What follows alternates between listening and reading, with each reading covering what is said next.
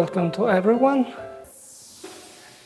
This is lecture number 4, not number 5, because there is a little change with respect to the previous course I gave 2 years ago. In that course, this was lecture number 5, but in our course, this is lecture number 4. We spoke last week about the confrontation between physical cosmology and theology of creation.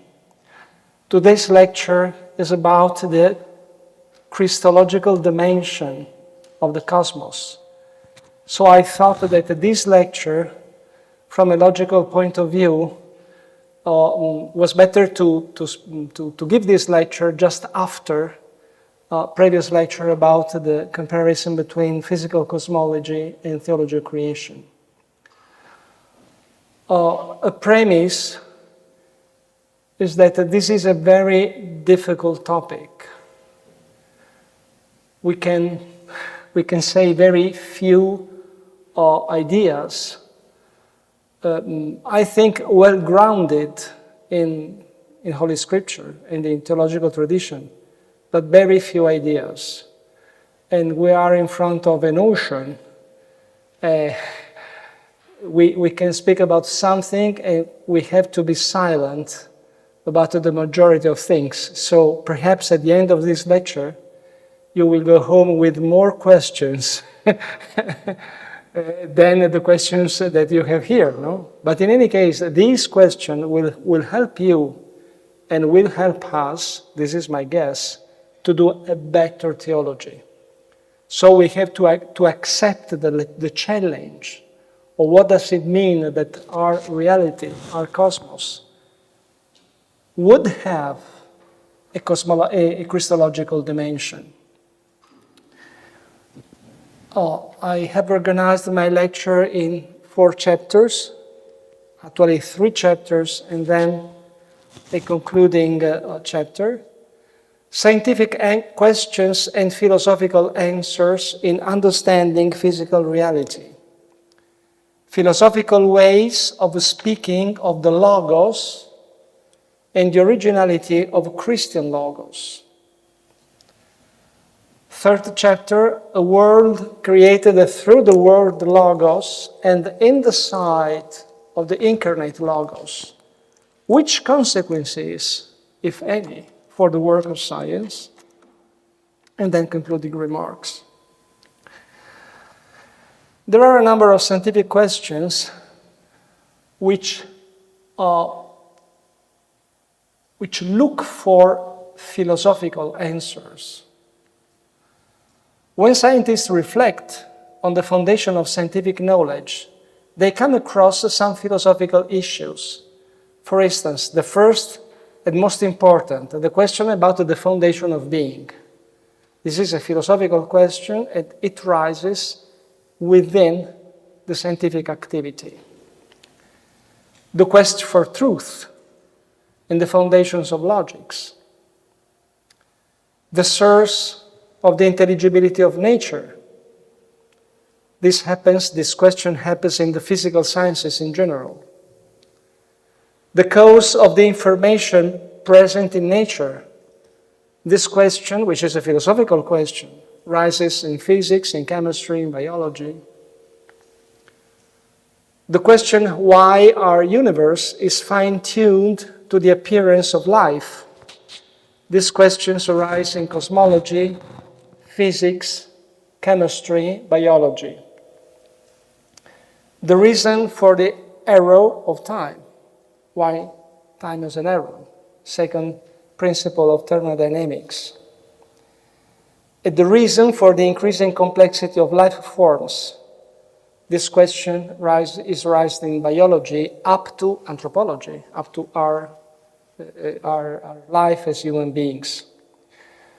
Now, classical thought provided a number of answers to these questions, because those questions are older than you think. They were addressed starting from the pre-Socratic thinkers. So there are a number of answers which philosophy tried to offer since many centuries ago. And the first of them is the answer offered by Plato and Neoplatonists. God the Logos is the foundation of the whole of reality and the ultimate source for its intelligibility. So to the question why the universe or why the cosmos, why nature is intelligible, we have an answer provided more than 2,000 years ago from Plato. The very reason for this is that there is a Logos, a one, divine, who is responsible for the intelligibility of nature. Aristotle also provided an answer to the cause of movement, or we would say today of energy, but in any case. Energeia is an old word, an old Greek word.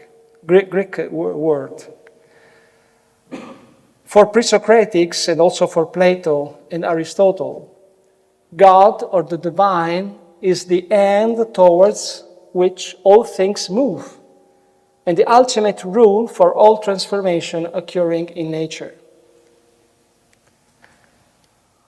Logos, the divine, the reason why I put a slash is that, as you know, it's not so clear in the Greek philosophy what is God.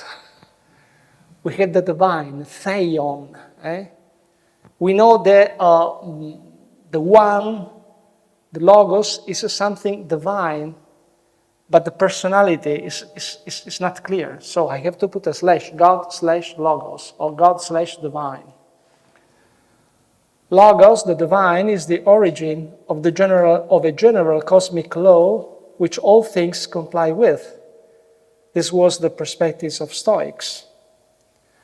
However, there is also a counter-stream line of thought.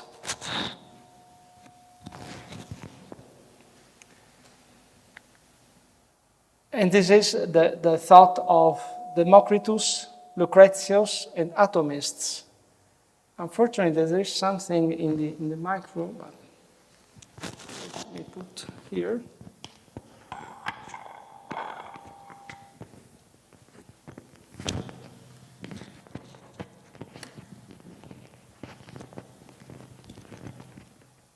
It's better so? It's better. You hear? Okay. There is also an answer that all is chance.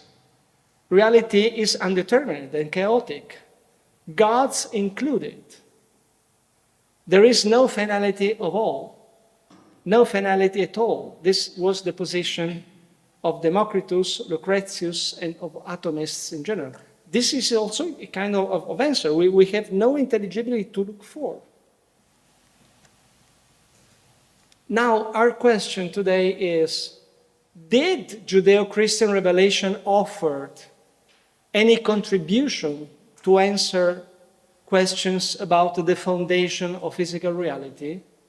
These were the answers provided by Plato, Aristotle, Stoics, and so on.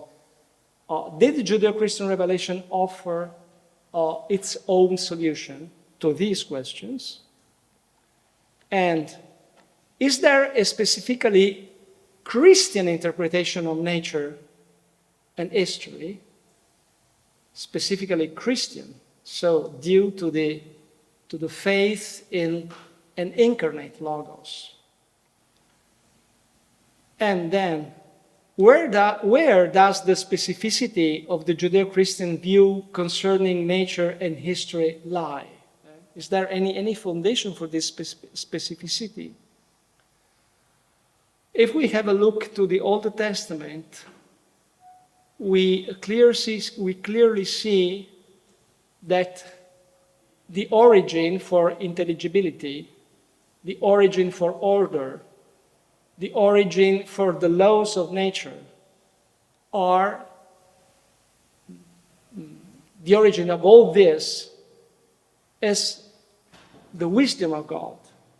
The wisdom of God that the Western tradition calls Sophia. For instance, remind the book of Proverbs and the book of wisdom.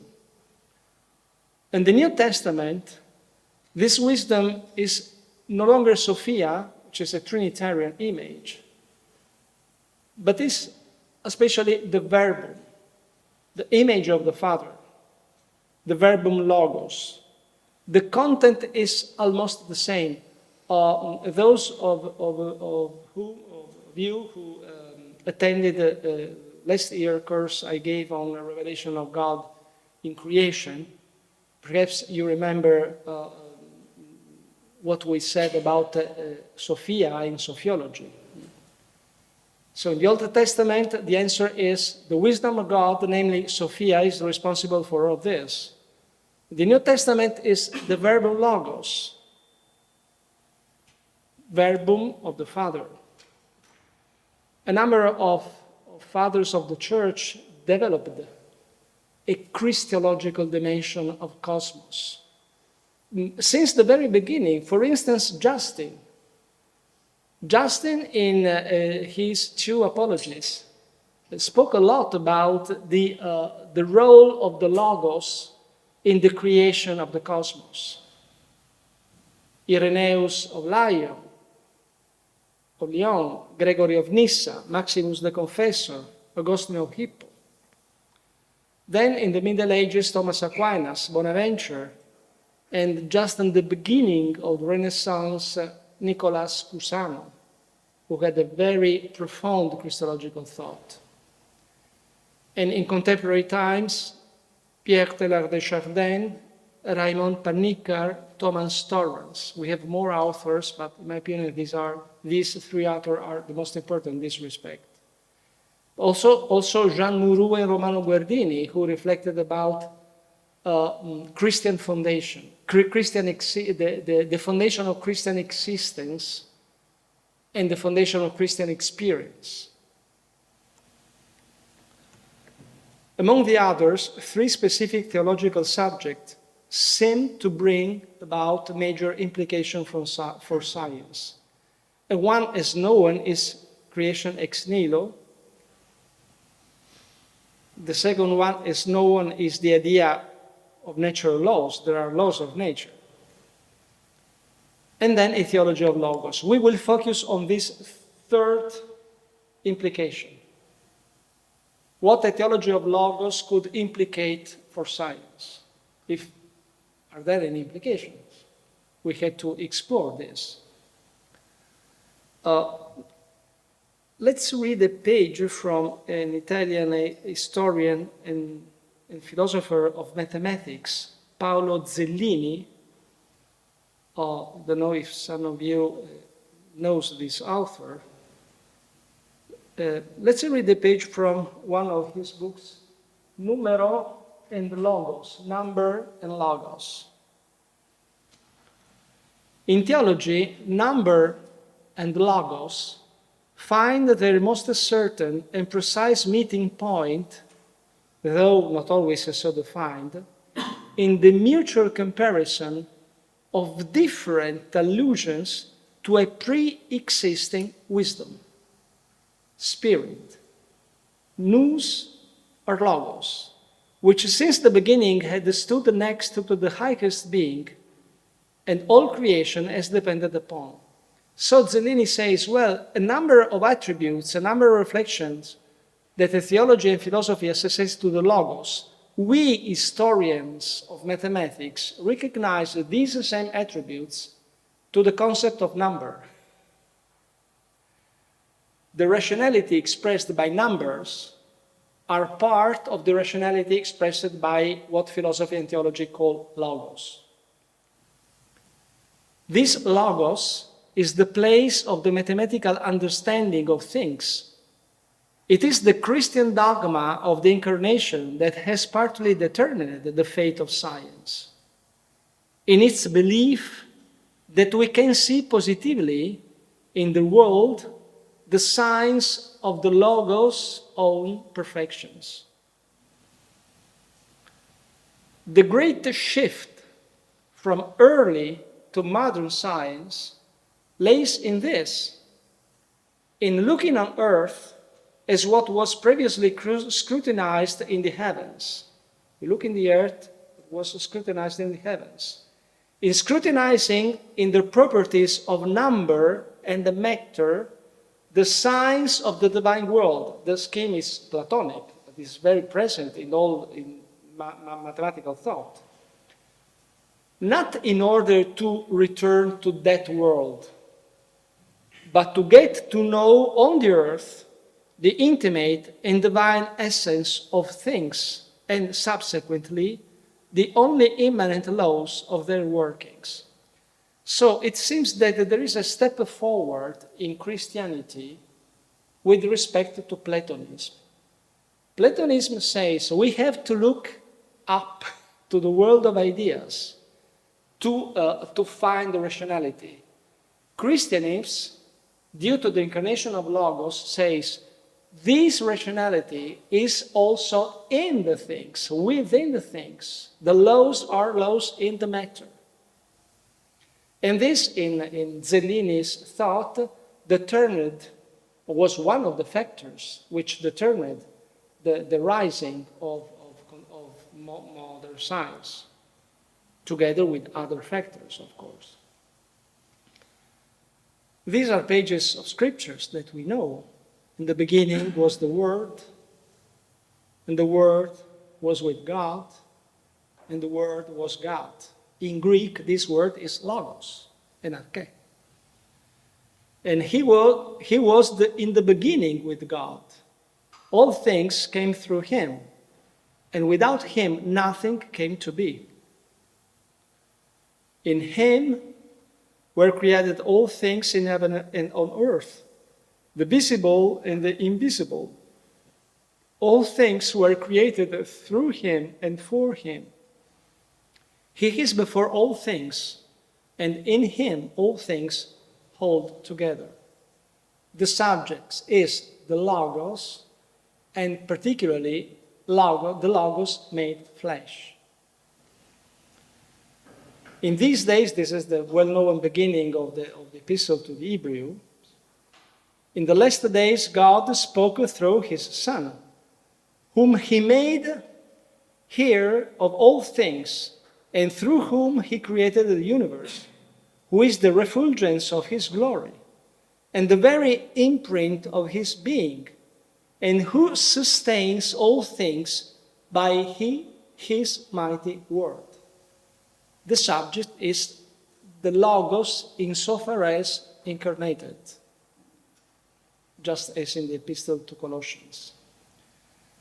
Now, to foster a dialogue with the natural sciences, a Christian theology of the Logos should accomplish some courageous tasks.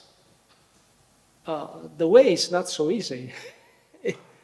Theology has to tackle a number of problems, of questions. And I listed here a number of them. First, explain the whole of the doctrine of the Logos, including that the uncreated Logos became flesh and his true humanity experienced suffering and death. We have to tell the whole story, not to stop at the ideal Logos. Christian Logos is this.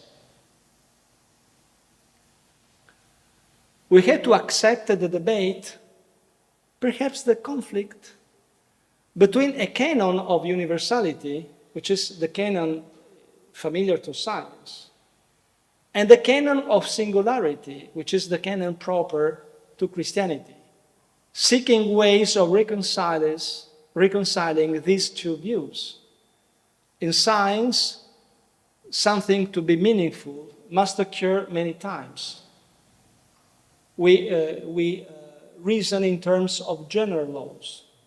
In Christianity, we have things that have occurred only once.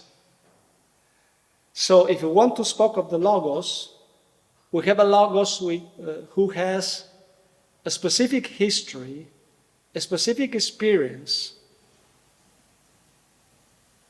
a place, a time, a moment, which is they are very specific for the incarnate Logos. And on the other hand, if we want to reflect upon the Logos in a cosmic frame, we need general laws. We need a much more general view. So how to reconcile these two views? Also acknowledge the biblical insight that nature and history have a Christological dimension, and explain what does it mean. Because we cannot confine ourselves to say that nature has a Christological dimension. Okay, because St. Paul says this and this. This is not enough. We have to explain what does it mean to have a Christological dimension for nature. Once these tasks have been accomplished, a new question can be addressed. Which consequences for our understanding of nature would arise from stating that the world was made through the Word Logos and in the sight of the Word made flesh? So once we have answered to all those questions, then in a positively way, we can explain what is the contribution of the Christian doctrine to understanding of nature. Why nature is more understandable if we think at nature as effect of a word Logos. Philosophical ways of speaking of the Logos and the originality of Christian Logos. Part of this chapter is already known by many of you because it is part of our training in history of philosophy. I just recall a number of ideas. In Greek thought, the word Logos takes on the many meanings of the verb legein, to say, to tell, to list, to choose, to measure, to collect. All these meanings are present in the etymology of legein. It indicates then word, discourse, reason, proportion, ratio and rationality, but also logics, especially in Aristotle. Order and ordering, law, especially in Stoicism. In Latin, the same root gives rise to two different meanings. The notion of reason, rationality, ratio, and the notion of speech, word, oratio. They both are present in the Greek concept of Logos. In Latin splits the two meanings into two different but very, very similar words, ratio and oratio. This last meaning, word, oratio, usually flows into the term verbum, which indicates the dialogical dimension of the word. So, word, speech, oratio, verbum are on the side of the dialogical dimension of the Logos, while ratio, reason are on the side of the rational dimension of the Logos. The two dimensions are interrelated, but we can recognize that they are different. Heraclitus, according to Heraclitus, the Logos is a universal reason responsible for the world's harmony and order. As we know, Plato used the word Logos to define, to provide the reason for something by listing its elements, and also to declare the agreement of something with truth. To be according to Logos means to be according to truth, to the ultimate truth of all things. Plato's Logos belongs to the world of ideas. The demiurge makers looks at, when shaping the cosmos, according to numerical relations. So, we have the demiurge, which is the Logos acting, but the Logos acting looks at the ideal Logos, which is the world of ideas, which transcends the empirical level. Aristotle, the logos is at the origin of logics, that is the analysis of rational speech, through which it becomes possible to reach and present conclusions concerning any kind of knowledge. We need to know and express according to a logos. If we don't do so, we cannot communicate each other. We need the logos to communicate in a meaningful way. Stoic philosophers, the logos is totally immanent in matter. It's different from Plato's logos. Totally immanent in matter, a universal law guiding and expressing the order of all things, the ultimate source for ethical norms. According to Stoicism, the ultimate reason for the logos is immanent into the world. It is also a kind of pantheism. We have logos, but logos is the same as nature itself. All is one. All is one. So, how to live in a happy way? To live according to logos. We have to respect this general law in nature. If we choose a different way, we are bound to have an unhappy existence. We have to live according to the logos. Philo of Alexandria, a Hebrew which operated in a Greek environment, the logos is to a great extent identified with Yahweh's own wisdom, Sophia, being assigned some of the traits of Plato's demiurge. It is through his logos Sophia that God creates the universe. So this is how the logos was understood in all these philosophical streams. Now, to sum up, in the context of classical thought, we are in the classical age, classical thought, the term logos designates a number of different meanings. In logics, the rules of speech, especially Aristotle. In physics, that is natural philosophy in that time, the active principle in all things as a seminal reason endowed with the creating force.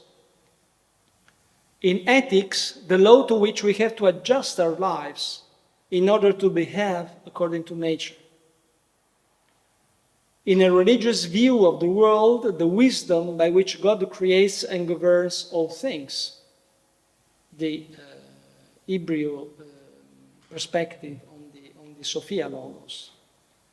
Despite these different meanings, the notion of logos refers above all to the rational and intelligible character of nature, refers to the possibility of knowing and explaining the rational principles which govern the world, given that nature is made according to reason. So if we ask to these classical authors, why is it important to speak in terms of logos? The answer is because nature is made according to logos. They would not say nature is created according to logos, but nature is made according to logos. So in order to understand what nature is, we have to understand what logos is. So this is, in a nutshell, the answer of the classical thought. To think in terms of a logos is nothing but the attempt to give a reason for the whole, seeking the causes of intelligibility and order, which have to be found in the meta-empirical real. We look at the empirical real, at the empirical level, to deduce something at a meta-empirical level. The New Testament refers to the Logos, speaking of him as a real person. This is the difference between all these classical thinkers and New Testament. For New Testament, Logos is a real person. He is the person of the Son, consubstantial with the Father in the life of the one and true God. So, this is new, and this makes more intriguing the discourse. because we face with a personal being. According to John, the Logos satisfies both the logic of a rational and the logic of a verbal. It is an accessible Logos that our eyes have seen and our hands touched, but also a heavenly Logos, transfigured and risen from the dead, the eschatological judge of the apocalypse. The Lamb is the Logos at the center of the great historical view of the apocalypse, the Revelation, book of Revelation. Paul's letters presented the headship of Christ, the incarnate Logos, on the whole of the universe and on the whole of history. He has an all-encompassing cosmic impact as he provides the final revelation of God's plan on creation, the recapitulation of all created things and their submission to God the Father, the reconciliation of the whole of creation with God Creator by means of his Paschal mystery. If we ask to Paul, does your Logos has really a cosmic import? His answer would be definitely, absolutely yes. And if we ask Paul, but St. Paul, your world is much more smaller than our world. Your way of speaking of nature is profoundly local compared with our way of speaking of nature. If we would say this to St. Paul, I suppose, would answer us, look at my epistles and recognize that the frame is not a local frame, but is precisely a cosmic frame, the whole of history and whole of nature. This is the problem. Because we have to speak the problem between inverted commas, no? Because we have to speak of the Paschal mystery of Jesus of Nazareth in terms of a cosmic frame. But this is the very core of New Testament message. In my opinion, we cannot lower this message, because the bulk of this message is precisely the cosmic import of the Paschal mystery of Christ. The philosophical originality of Christian revelation lies in the simultaneous proposition of the transcendence and immanence of the word Logos, a reflection of the two natures, divine and human, possessed by the unique person of the incarnate Logos, which is the uncreated person, the Trinitarian person of the Son in front of the Father. The consubstantiality of the Word Son with the Father is a key attribute of the Christian Logos. The Greek Logos was a divine creature, but lesser than God, lesser than the One. Moreover, Greek Logos was limited, on one hand, by the existence of a pre-existing matter that he didn't make. He didn't make matter. So the activity of the Greek Logos is limited from one side, from the existence of matter, which is other than the Logos. And on the other side, it is limited, the Greek Logos, from the world of ideas, because the Logos has to see the world of ideas. He cannot decide by himself what to do. He has to act according to the world of ideas and according to matter, pre-existing matter. So his acting is quite limited by these circumstances. Differently, the Christian Logos is a person different from God the Father, yet God like the Father. Different from matter, just as God is different from matter, but capable of taking matter on. up to the extent of incarnating and becoming man. Christian Logos is different from matter, but is able to take on a true humanity, which is a material humanity.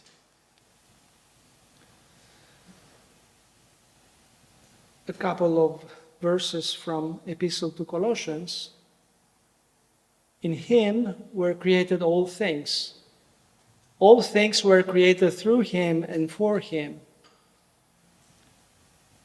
Claiming that all things were made for him seems to reveal that the creation points to the humanity of the word Logos as a summit, and that the creation reaches here its most perfect expression.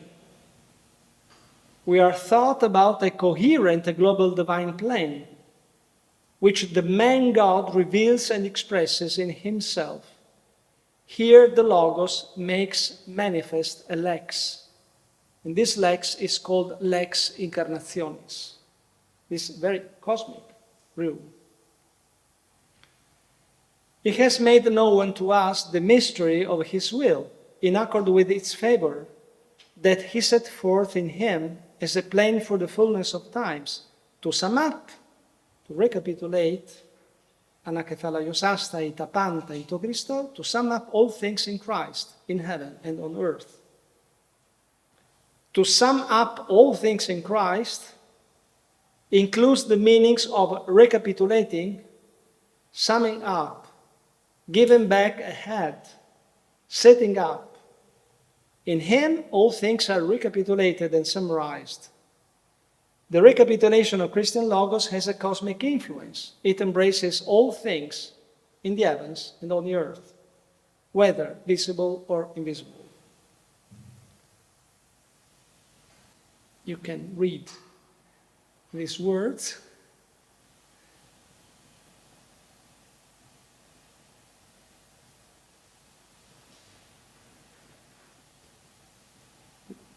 With any doubt, our view of the universe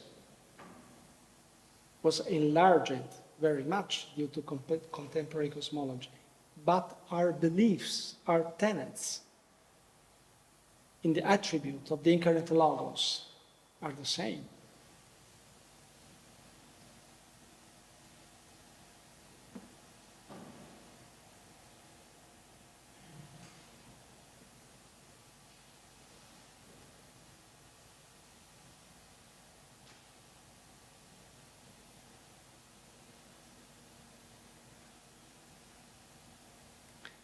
Okay, I would stop here. Any reflections, comments on what we have said?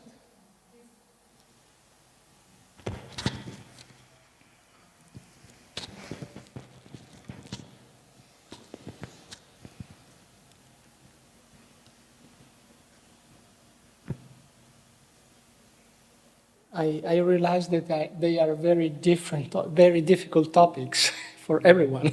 If we really follow this path that all the creation has this Christological dimension in doing science, then we necessarily come very close to panentheistic solutions, no? Not necessarily. In my opinion, not necessarily, because you mean panentheistic solution. I don't distinguish. I would exclude absolutely a pantheistic expression, because the Logos transcends nature. To state a Christological dimension of nature has nothing to do with a pantheistic view of nature, because the Logos transcends nature, is not nature, is different from nature. What about a panentheistic view of nature? Panentheistic view is a view in which nature is inside God. This could be a view, but it is not necessary to endorse a panentheistic view of nature when admitting a Christological dimension of nature, because of the transcendence of Logos.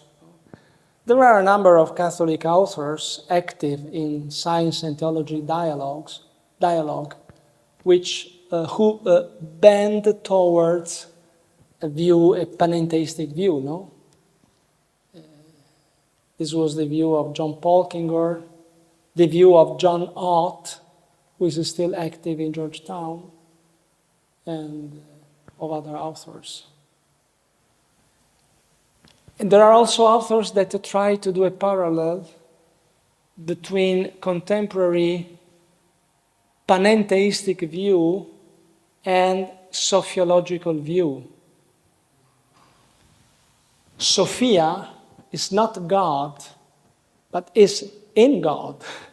At a certain level, the world ruled by Sophia is in God. So sociology could, at a certain level, sustain a panentheistic view. But the panentheistic view is in accord with the Trinitarian faith. It's not a non-orthodox conclusion, no? It is fully orthodox, but it is a bit unusual. Okay. As far as I have understood, the basis to go to the personal logos is to admit the intelligibility of the cosmos, which is not the case, as you have said, of Democritus, for example. So far as No, let me explain it better. I started from the question about intelligibility. And classical thought, classical philosophy tried to answer to the question of intelligibility speaking of logos. Okay. The Christian theology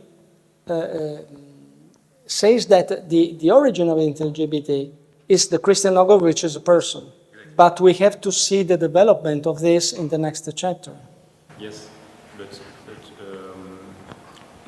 this idea of a personal logos who is responsible for the intelligibility of Yes. we must our contemporaries must first acknowledge that there is some intelligibility in the universe. Yes, I give for granted this, because this is what men and women of science say when they study nature. Yes, and my point was to say that we are in this matter in a particularly favorable time when this intelligibility of the universe is recognized, which was not maybe the case in other times. For example, Democritus, for example, didn't believe in this. Today, everybody can acknowledge this. Let's put a bit of order.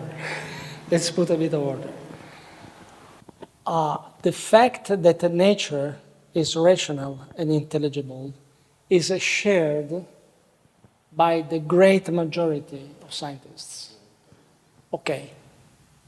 There is a small number of scientists that say, well, intelligibility is just the result of our accord, of our brain with the nature. We were selected, but we are going to speak of this in the next chapter. It is the result of an accord between our brains and nature. But the reality of order, intelligibility, seems to be objective. And we want to see if the Christian logos has something to add to this question on intelligibility and provide some convincing answer. Okay. From the viewpoint of science, reason, and philosophy, not from theology, is there a necessity for a recapitulation, for a summing up in the logos? Or is this necessity for a recapitulation, or is there a necessity? No, in my opinion, it is a philosophical necessity. Not at all. But in theology, we are adding more characters. We are looking at the logos nearer. And we will add some important characters. For instance, the fact that it is both immanent and transcendent to the world, and other specific characters of Christian Logos. But at the philosophical level, we introduce this notion, as it happened in the ancient times. So we continue with chapter 3, a world created through the Logos, the word Logos, and in the sight of the incarnate Logos. Which consequences for the work of science? So we try to build a bridge towards the activity of scientists. Do these discourses about theological Logos add anything to the mind of those who study nature, material entities? This is our topic in this third chapter. What does the Christian doctrine on the Logos suggest for the understanding of the physical world, which is the subject of the analysis of the sciences? I would propose 5 main consequences, and I will discuss them separately. This is the list of the 5 consequences I propose. First consequence: the cosmos, in the light of the Logos and of the incarnate Logos, is a universe. The identity and the universality of cosmic rational components are based on this idea of cosmic Logos. Second consequence: nature's dialogical dimension. Thanks to the Logos, nature has a dialogical dimension. The cosmos as a word spoken to man.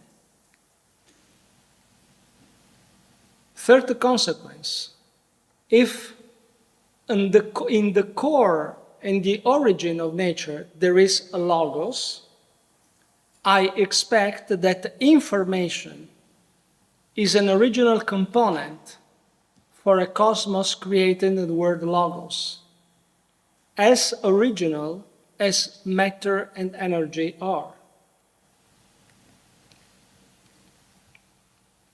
If the world is created in the Logos and in the sight of the Logos made flesh, the cosmos is a universe.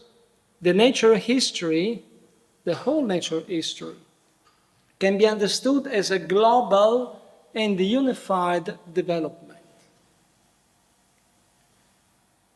And finally, a further consequence, is the primacy of a cognitive realism and the primacy of the role of induction over deduction.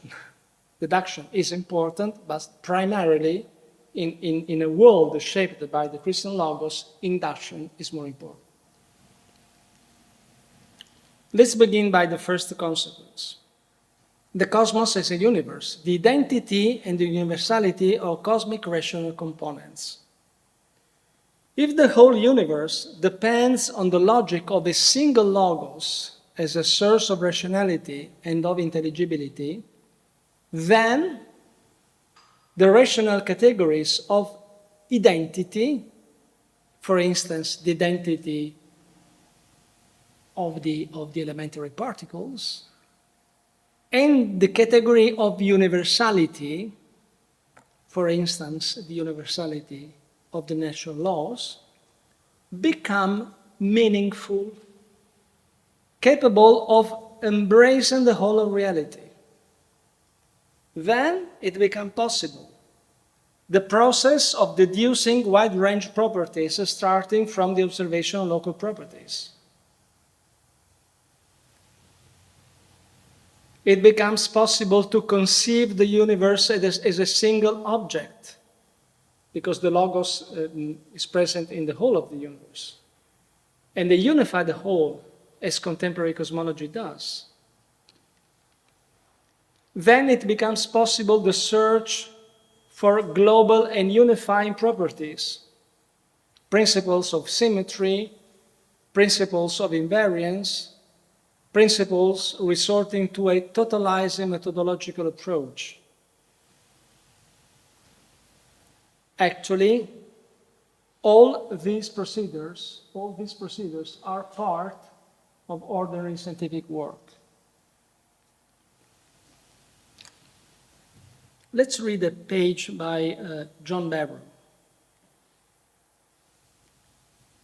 One feature of the elementary particle world, which is totally unexpected when compared with our experience of everyday things, is the fact that elementary particles come in populations of universally identical particles.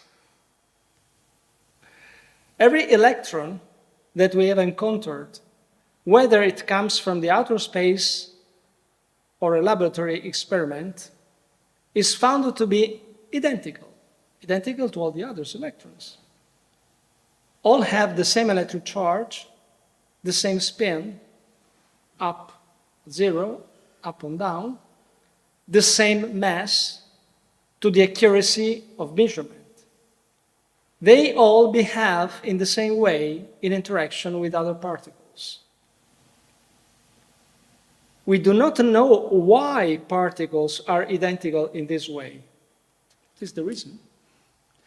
We could imagine a world in which electrons were like footballs. That is, everyone slightly different from all the others. But the result would be an unintelligible world. If you weight a number of footballs, we don't find exactly the same weight. If you measure the diameter, you don't find exactly the same diameter. They are slightly different, one from the other. If electrons were like footballs, the world would be unintelligible. We couldn't understand the world, we couldn't study the world.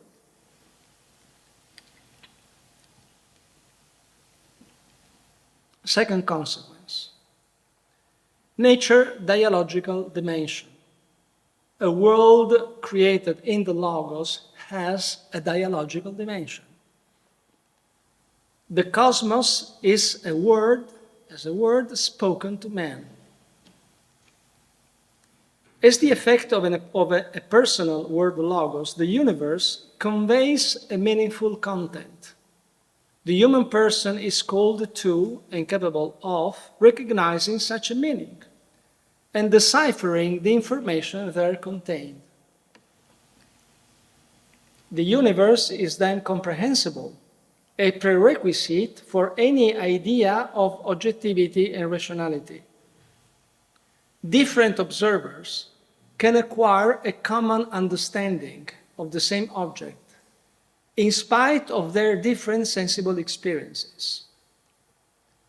Why we can communicate each other our understanding of nature? Because the universe is objective and rational, yes, but more and at a more grounded level, because the universe is comprehensible. So we cannot communicate each other about the properties of the universe, because it is comprehensible. And the comprehensibility of the universe is a consequence of the dialogical dimension between nature, which speaks, and we that understand the word of nature. The physical universe becomes the place of a meaningful dialogue between God and the human being. Scientific research is nothing but the way in which such a dialogue takes place. We put questions to nature, for instance, through an experiment. We plan an experiment. And nature answers us with its results that are the results of our experiment. Here, the metaphor of nature as a book takes shape. one bearing multiple consequences for scientific work as well. In this course, there will be 2 or 3 lectures devoted to this topic, given by Oscar Uricola. This is a page by Monsignor Lemaitre. Both of them, the believing scientist and the non-believing scientist, endeavor to decipher the palimpsest of nature, the book of nature, the palimpsest of nature, in which the traces of the various stages of the long evolution of the world are overlaid on one another and confused, a bit confused. The believer has perhaps the advantage of knowing that the enigma has a solution. That the underlying writing is, when all is said and done, the work of an intelligent being, namely the God Creator. Therefore, that the problem raised by nature has been raised in order to be solved, and that its difficulty is doubtless proportionate to the present or future capacity of mankind. There is a surplus of optimism. The believer scientist is more optimist compared with non-believer because he knows that there is a comprehensibility. Our brain is apt to understand nature. That will not give him, perhaps, new resources in his investigation, but it will contribute to maintaining him a healthy optimism without which a sustained effort cannot be kept up for long. This is scientific activity. This is not a scientific method as such, but it is scientific activity, okay? Developed by a personal being, namely scientist. Werner Heisenberg, we already found this quote in a previous lecture, but I propose again it in this context. Can you or anyone else reach the central order of things or events whose existence seems beyond doubt as directly as you can reach the soul of another human being? I'm using the term soul quite deliberately, so as not to be misunderstood. If you would put a question like that, the answer is yes. Heisenberg says, I enter into relation with the very core of nature as in the same way I enter into relation with another person. This is nothing but a dialogical character of our understanding of nature. Physicists laboriously master mathematical techniques because experience has shown that they provide the best, indeed the only way to understand the physical world.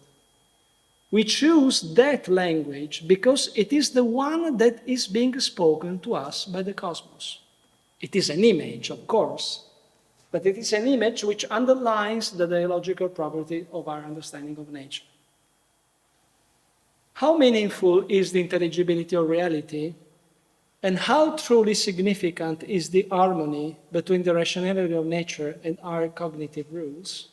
We have 2 major objections to the meaningfulness of this dialogical dimension of nature. The first objection is a Kantian objection, of a Kantian type. According to a Kantian approach, it is the human being who imposes his a priori knowledge categories upon reality, because these are the only ones which we can express our judgment. So according to a Kantian approach to the question, why is the world dialogical intelligible? The answer would be, because these are our categories, and we project our categories upon nature. So nature in itself is, we don't know if it is intelligible or unintelligible. We don't know, but what we know that the intelligibility, the ultimate source for intelligibility is our brain categories, our mental categories, our thinking. we will try to answer to this objection. The second objection is what we would say an evolutionary approach. This objection was not made by Darwin. I put Darwin here just to represent the evolutionary approach. The evolutionary approach is the intelligibility of reality, and our mind's harmony with it is a product of natural selection. So particular subset of humans, with that we were able to understand reality in terms of rationality, we succeeded over other subset of humans who were unable to do this. And so we are privileged over them. This is the second objection. However, concerning the first objection, we have to see that most researchers adopt a realist and a non-idealist approach to scientific knowledge. This approach is an idealistic approach, so you can hold it within an idealistic frame. But if you are a realist, this objection falls down. And my answer to the Kantian approach is that the great majority of scientific thought, the great majority of authors in science activity adopt a realist approach, not a no-realist, not an idealist approach. And concerning the second objection, I would say that it is difficult to interpret the agreement between the nature's intelligibility and our mind's rationality in terms of natural selection, because mind abstraction seems to operate on a level different from that of brain's biochemical laws. So, natural selection could act, and probably acted, over biochemical laws of our brain. No problem. But our way of thinking, in a certain sense, they occur at a level which is higher than the biochemical processes of our minds. Let's put this in a different way. The evolutionary approach is a good objection insofar as we accept that the brain and the mind are just the same. So if we accept a physicalist perception, then perhaps an evolutionary approach could have operated. But the fact that the brain and the mind are not the same is a way of thinking shared by the majority of scientists. They try to provide a physicalist functioning for the brain, but they agree with the fact that our mind operates at a level which is not at the empirical level of the biochemical laws of our brain. So, biological selection operates on that level, but not on the level of our thoughts. Okay. Another page. Who is the author? We don't know. A crucial feature of science and technology of our time is the systematic use of mathematical tools to be able to act upon nature and to make its immense powers serve our needs. Mathematics, as such, is a product of our intelligence, right? However, the match between its structures and the real structures of the universe arouses our admiration and sets a huge question. It does entail that the universe itself is structured in an intelligent manner, so that the subject's reasons and nature's objectivized reason may be matched at a deeper level. So our mind and nature functions in the same way. Then it becomes inevitable to wonder whether there must be a single origin intelligence, which may be the common source for both of them, our intelligence and the intelligibility of nature. Thus, it is precisely reflecting on the development of sciences that brings us back towards the Logos as creator. This overturns the trend to grant primacy to the irrational, to chance and to necessity, to refer back to it even our intelligence and our freedom. So the view in which Logos Creator is the common source for our intelligence and intelligibility of nature overcomes the idea that in the beginning, in the source of everything, there is irrationality, chance, or necessity.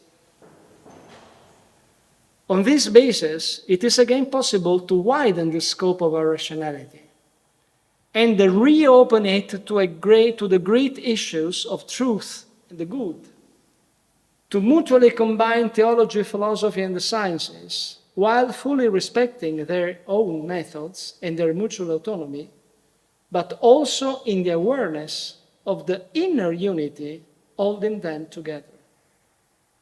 Who is the author?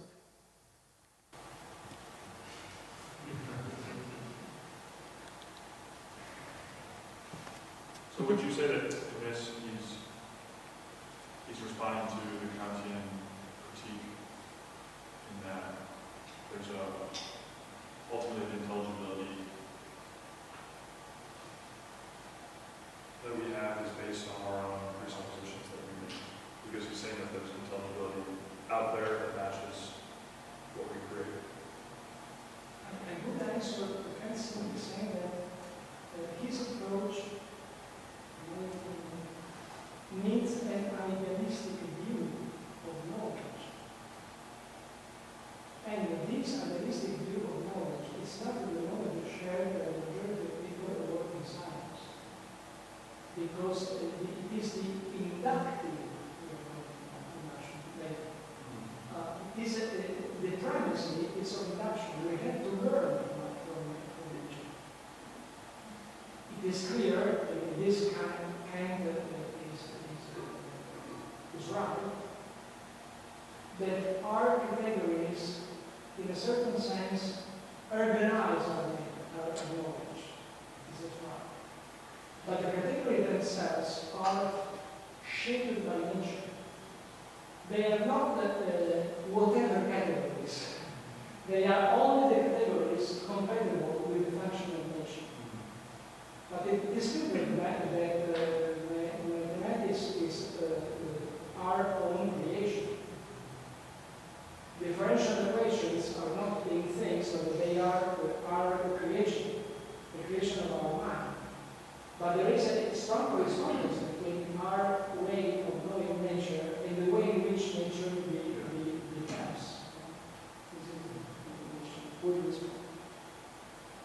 Okay.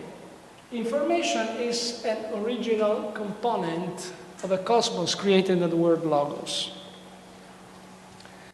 As the result of an intelligent world, a world created in the word Logos has a positive content of information, capable of being preserved and becoming manifest along history.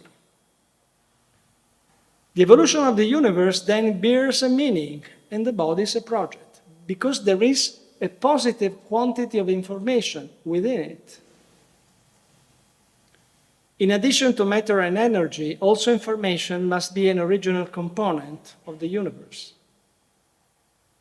Information is the object of a philosophy of nature, but it has consequences upon the empirical analysis. So information is understandable at the level of philosophy of nature, but its consequences reach the empirical plane. Scientific work, then, is consistent with the hypothesis that information be an essential component of reality. Think, for instance, to ordered structures such as the standard model of elementary particles, Mendeleev table, the DNA structure, and so on. So I don't say that these are forms of the logos. I say that these are consequences of a nature shaped by a rational logos. This is the difference.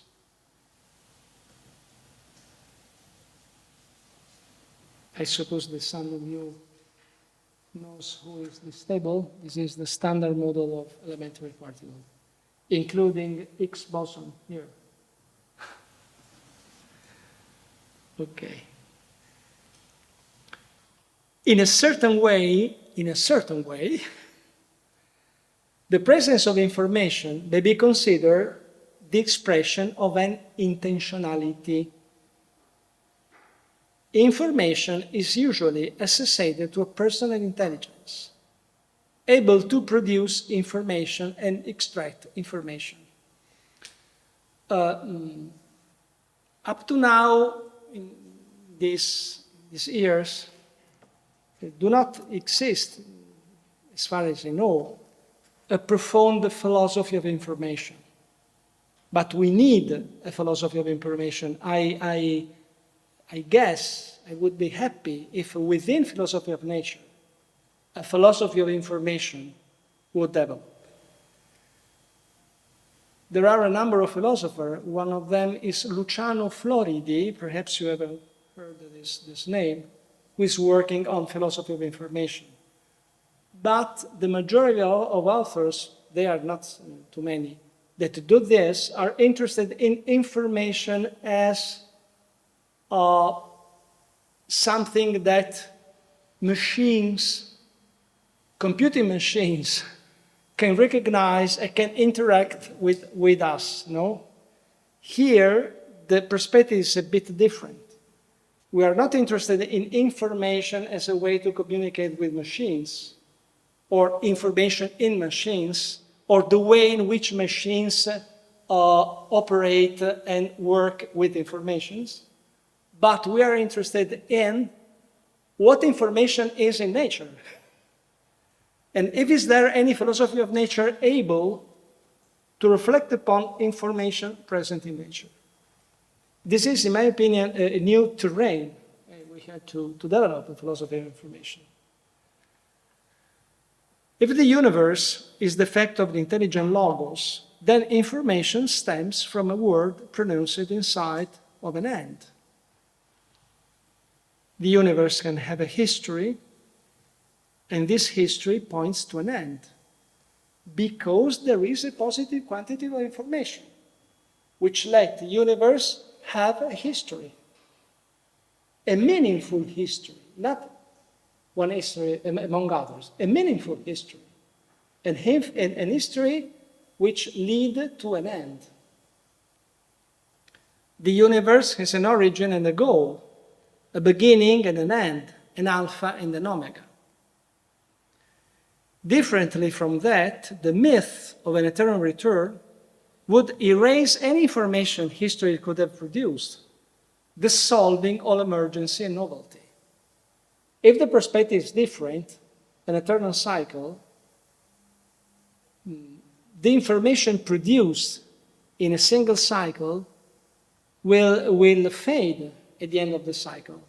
We have no positive amount of information able to lead the cosmos reality up to an end. Only in the Western tradition, shaped by Judeo-Christian thought, we have the idea of a beginning and of an end.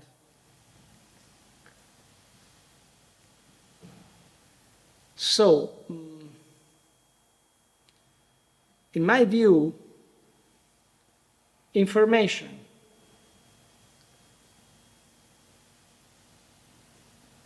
personal intelligence, not machine intelligence, but personal intelligence, and information, and order, are nothing but different aspects of the same reality. Personal being is able to recognize the presence of information. Not a machine. We put information in a machine. But the subject who recognizes information, in my opinion, is only a personal being, able of producing a personal intelligence.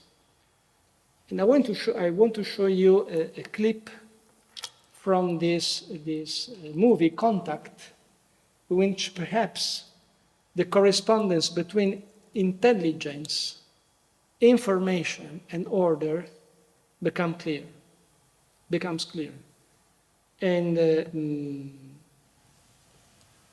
let me summarize what there is before this clip.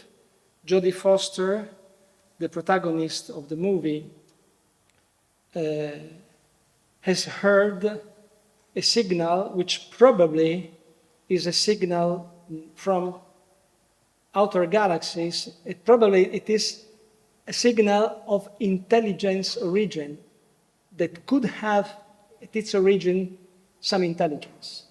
And then she is very excited of this discovering, and she runs towards the labs to help her colleagues to set up the instruments to listen better to this source. Okay?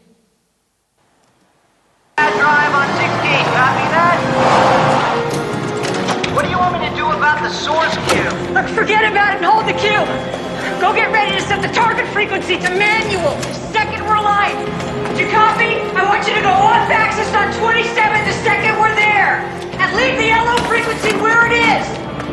Stay on it, fish, don't let it get away. If you lose it, just scan the band. Run every frequency you can think of.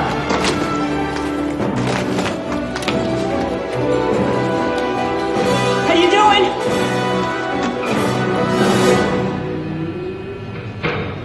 Talk to me, guys. Partially polarized set of moving pulses, amplitude modulated. Relax. Systems check out, signal across the board. What's the frequency? 4.4623 gigahertz. Hydrogen times pi. Told you. Strong sucker, too. I got it! I'm patched in! All right, let me hear it.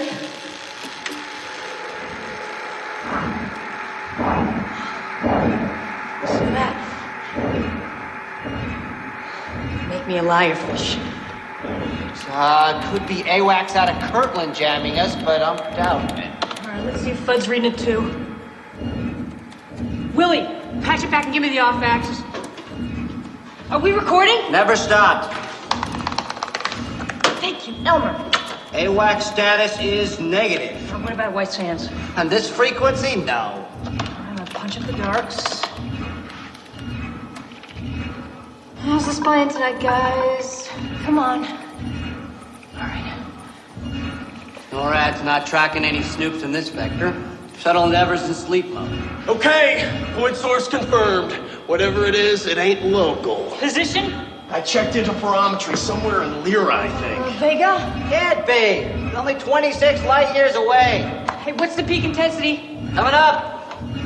Vega, man, I scanned it a bunch of times at Arecibo. It was negative results, always. Got it. Reading over 100 jet skis.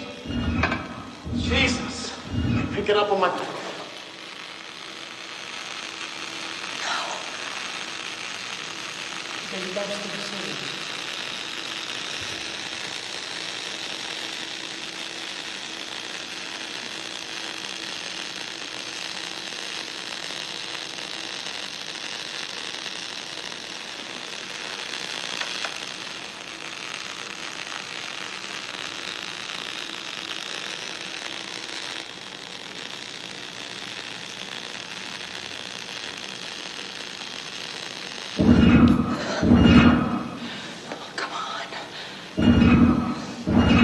All right, it's restarting. Wait a minute. Those are numbers. That was a 3. The one before it was a 2. Base 10 numbers. Just start counting now. That's See a how far we 5. can get. 1.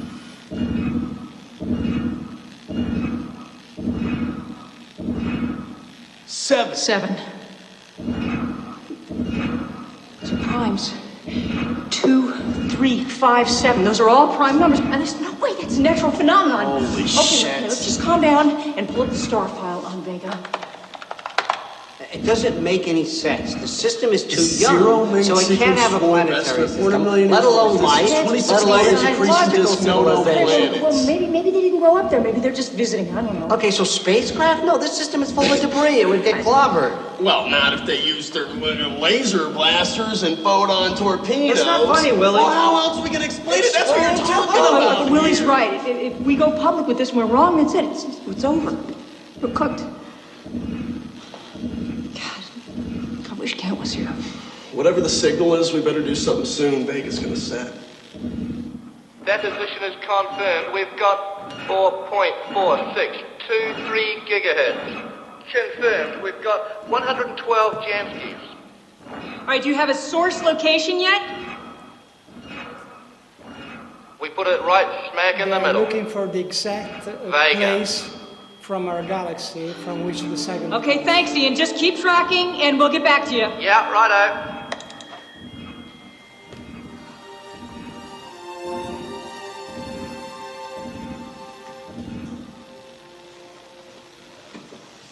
Okay, 101. The pulse sequence through every prime number between 2 and 101. Who are we gonna call now?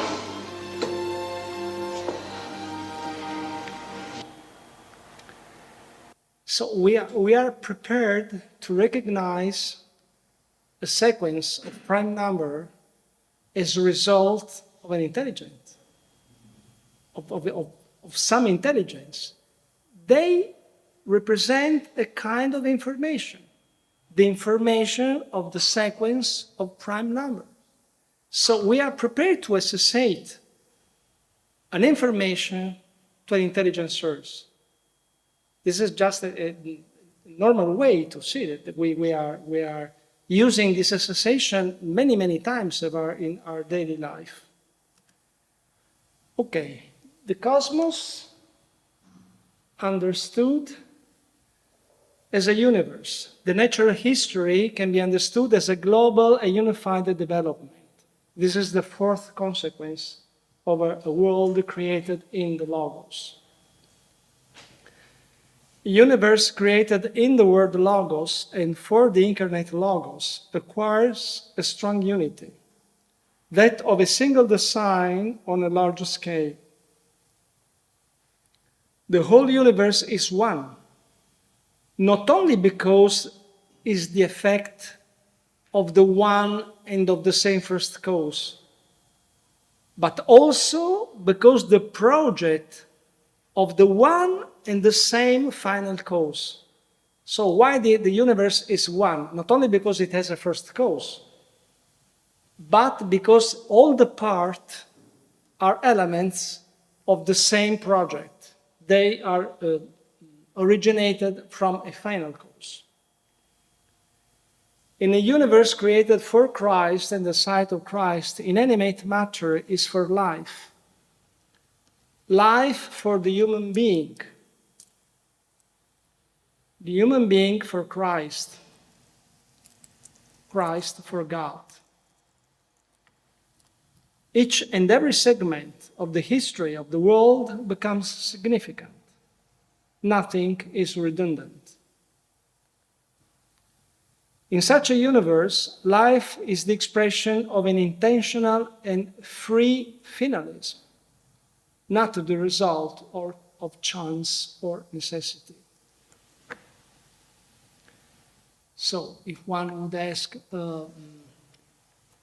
is life in a world created in the Logos a chance result? The best answer would be not. It is not a chance result. It is something toward which all the material entities, all the material history tends. Embedded in the dynamic of time, the unity and coherence of the universe created in Christ may be understood as a cosmos in progress, a cosmos in development, that is, an evolving cosmos. As paradoxical as it may seem, a truly evolutionary cosmos, showing increasing order and complexities, is only possible within a Christian theology of creation, where information and intentionality are at work, are in effect. In such a cosmos, the appearance of life is not an accidental emergence due to local contingent circumstances, but something towards which all the universe had been directed since the beginning. The finalism expressed by the word logos, intentionality, does not mean determinism. We are going to see this better next lecture when we will speak on the laws of nature. But finalism expressed by the word logos, intentionality, does not mean determinism. Neither the properties of a physical chemical reality nor the morphologies of the living beings are deterministic. God is free, and he creates in freedom, but knows what he wants and why he wants it. This is the difference. It is non-deterministic, but it is not ruled by chance as the ultimate why. The ultimate why is the free will of God who wants our universe as it is and not otherwise.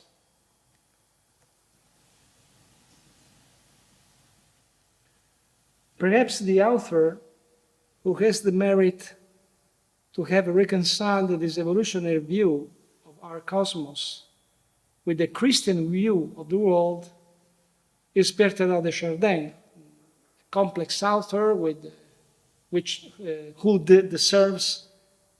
whose thought deserves to go more in depth, but he has this merit. The prodigious expanses of time which preceded the first Christmas were not empty of Christ.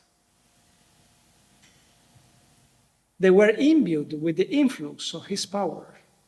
What are these prodigious expanses? The past times. It was the travail preceding his birth that accelerated the development of instinct and the birth of thought upon earth.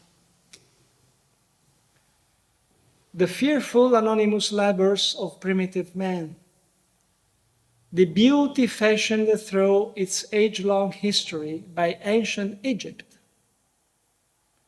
the anxious expectancies of Israel, the patient distilling of the attar of Oriental mysticism, the endless refining of wisdom by the Greeks, all of these were needed before the flower could blossom on the road of Yesse and all of humanity.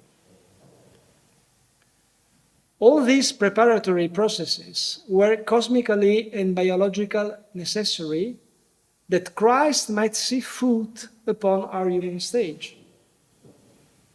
And all this labor was set in motion by the active creative awakening of his soul, inasmuch as that human soul had been chosen to breathe life into the universe.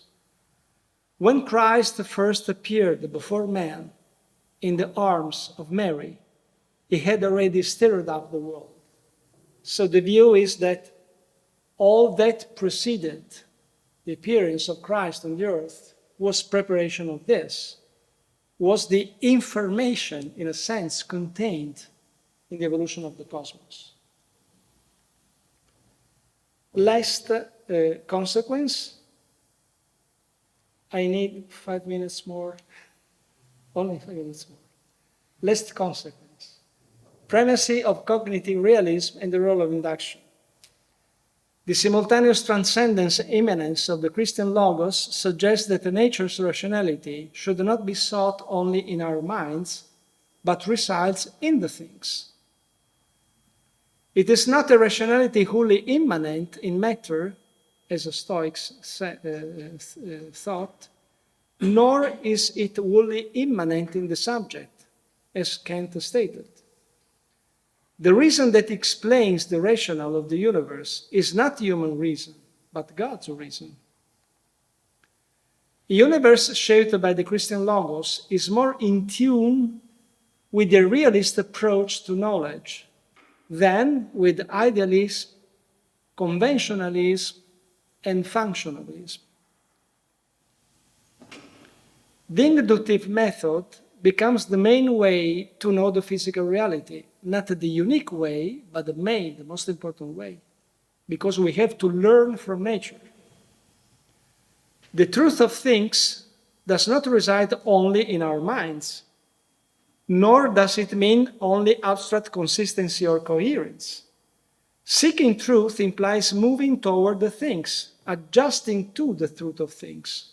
Truth is adequatio, rei et intellectus. These are a couple of quotes. I skip reading them, but they just were put here to confirm this idea that a realistic view is the view shared by the majority of scientists.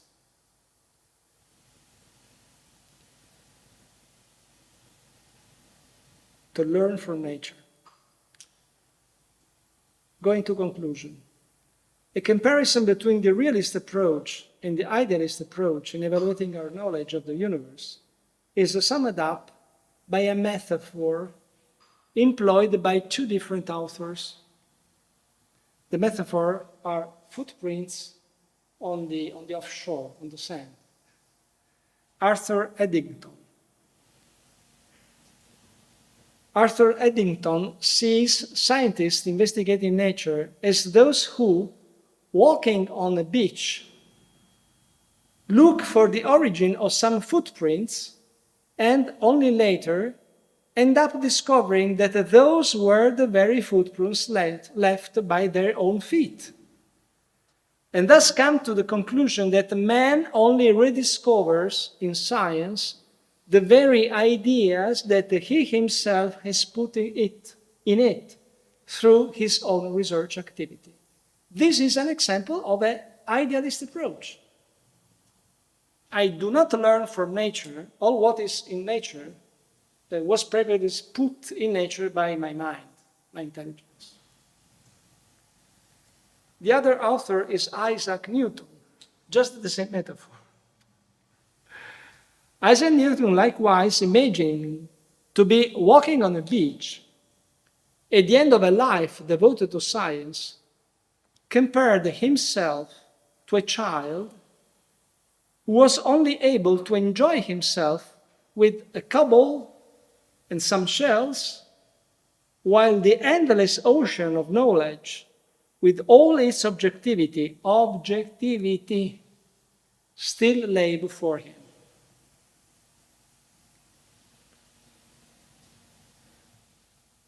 Do you recognize these two constellations? The Litter and the Big Bears. Concluding remarks. An irrational, chaotic world, lacking any order and any principle, marking the unity and the universality of its laws, components, could not actually exist, nor could life arise within it. Rationality and existence are interrelated. Things, material things, exist because they are rational.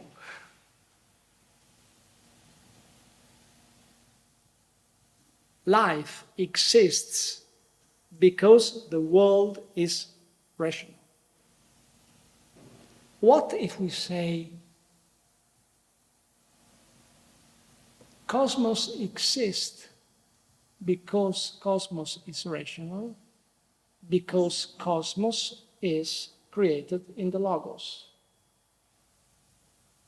Life exists because cosmos is rational, because cosmos is created in the Logos. Rationality in nature, which theology suggests to be the fact of a creator Logos, is a precondition both for the world's comprehensibility and for its very existence. They both. The world's rational character, its comprehensibility, and its existence are three aspects of one and the same reality. Rational character, comprehensibility, and existence. They are three phases of the same reality. And finally, scientific thought and then activity of scientists is consistent, does not demonstrate, but it is consistent with the idea that the world's rationality, comprehensibility, and existence may be unified by the hypothesis of a personal Logos, a God the Creator transcending empirical reality. So this is just the final conclusion. No? This view is consistent with what is the proper activity of science. Fine, I stop here. And you find this last slide, a bibliography, especially on this topic of the Christological dimension of the cosmos. But as you have seen, this is an open topic. Right? I just tried to give you some hints, but it is very open because we need much more work to understand what does it mean that all the, for instance, we have all the part of the death and resurrection of the cosmos. Which in a certain sense it is linked to the Paschal mystery, but it is a task for eschatology. But I am confident that Christian eschatology could shed light on the ultimate exit of the cosmos. But it is a different story.